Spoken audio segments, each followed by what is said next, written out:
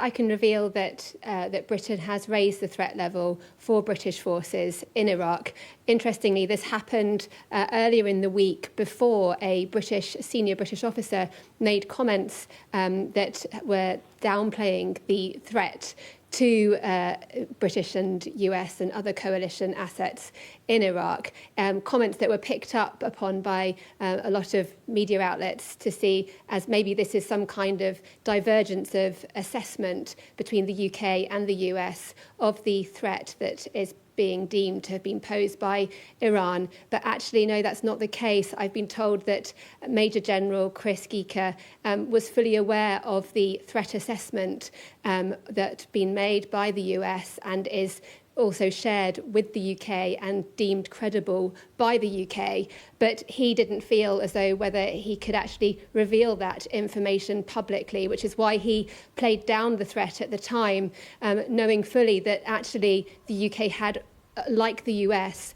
raised the threat level in Iraq. I can also reveal that British personnel and families in Saudi Arabia, Kuwait and Qatar have also been put on an increased state of alert as a result to what sources say is this increased threat posed by Tehran. In terms of the nature of the threat, the backdrop is obviously these escalating tensions between the United States and Iran, which all began when Donald Trump pulled the United States out of this multinational deal with Iran to curb the Iranian regime's nuclear ambitions.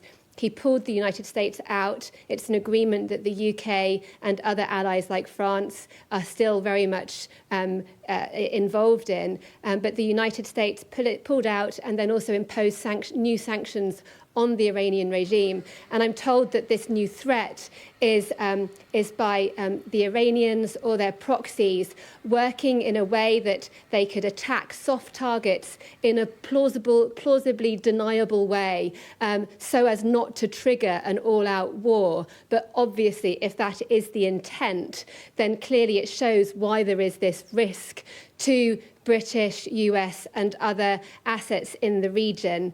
And as a result, they are making these contingency steps. I also understand that in terms of the measures to safeguard personnel in those countries, Iraq, Saudi Arabia, Qatar and Kuwait, contingency plans are in place if the situation escalates further to be able to bring people out of those countries. We're obviously a long way from that yet, and an awful lot of diplomatic efforts are going on behind the scenes.